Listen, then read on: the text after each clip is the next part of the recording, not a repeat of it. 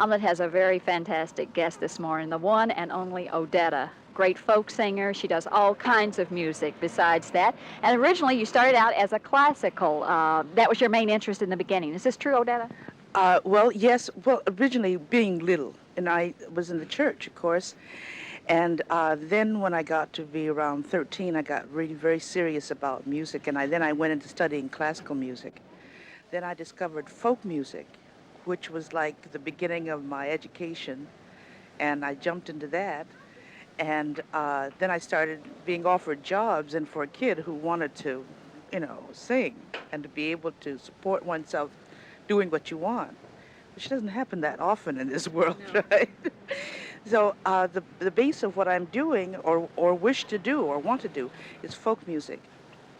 Well, is there a certain area, or do you cover all types of topics and subject matter? All kinds of topics, all kinds of subject matters, working basically out of folk music, black folk music of the United States. And one of the areas as to why I'm so interested in this folk music is that this is a way we can keep our eye on history, not to relive, but to grow from and learn from. Does it come easy for you writing? I know you do a lot of writing of your own material. Do you come from experiences of things you knew or people you knew, or does it come easy for you? Not easy. Melodies are great. Melodies are easy. Words are very difficult. It's very difficult to expose myself, and I'm fascinated with writers who can just say whatever they feel, and but I'm not there yet. And so, most of the songs that I've written are not songs about me in particular, but songs of reaffirmation of oneself, not a personal kind of life.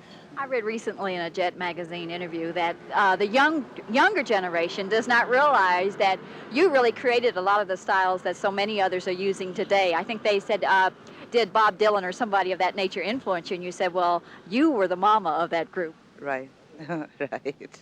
You really started, well, what? 19 in the 50s.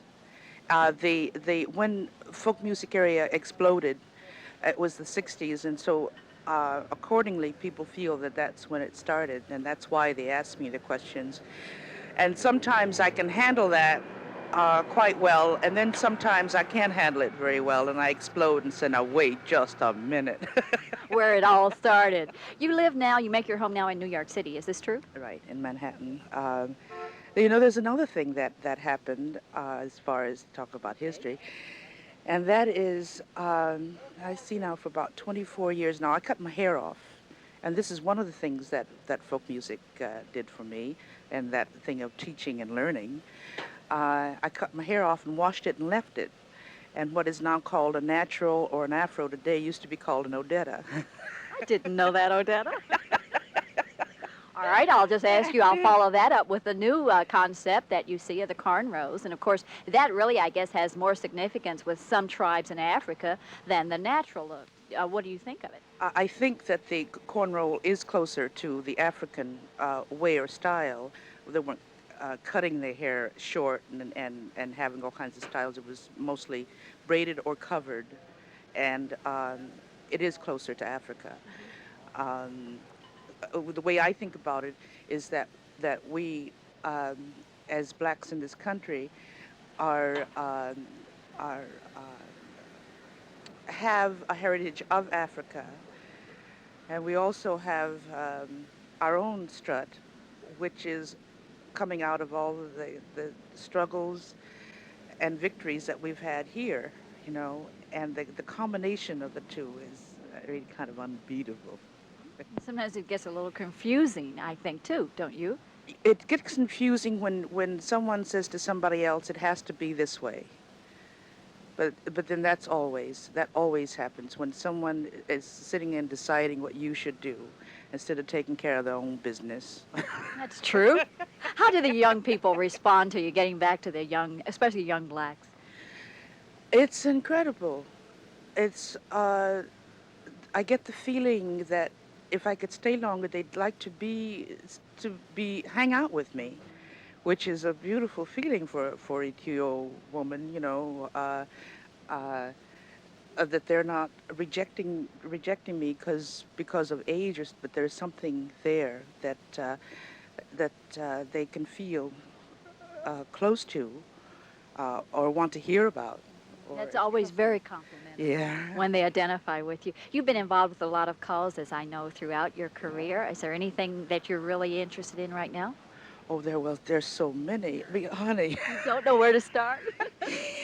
I think about think about just about anything that is wrong in this country, and I would be interested in involving myself in the doing benefits to accrue monies for those who are really doing the work.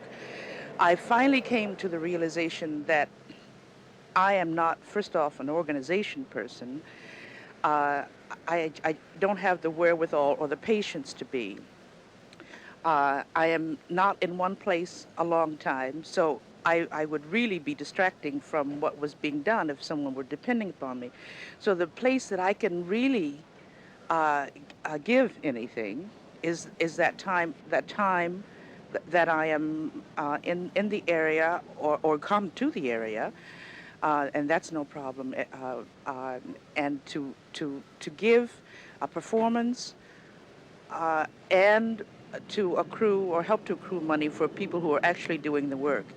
And when you think of it, as a matter of fact, I've also gotten another formula, and that is the very popular causes. Sickle cell. There are many people who will do for sickle cell, for the heart, the very popular ones. I let those who will do benefits because there's a camera there do those. And I go on and take care of the women who are trying to bust their children, and it's A little more touchy or a little bit more controversial, or they won't get as much exposure, maybe. they won't get exposure, that's for sure. But people who are actually involved in their community, um, I'm not saying that the others are not, but they have the eye and ear of the media, and they're just other places that need help. You do have such serious thoughts. Are you optimistic, Odetta, about how things are going? I don't know why, but I am. You don't know why? I insist upon it, I think, yeah. I see things working, all kinds of negative things working, but I really can't let that stop me. Like my forebears didn't let it stop them, and so I have an obligation not to let it stop me. I had an opportunity to interview a very interesting gentleman here at Stanford Field today also, Dr. Benjamin Mays, who was for so many years the president of Morehouse, and I asked him how did he respond to some of the younger, more impatient blacks when they referred to him as Uncle Tom. He said it hadn't happened that much, and it didn't bother him because he knew what he had done all along. And sometimes you think the younger ones don't seem to have as much thought or realize what some of the older generations have done. You agree with that? I can understand it really.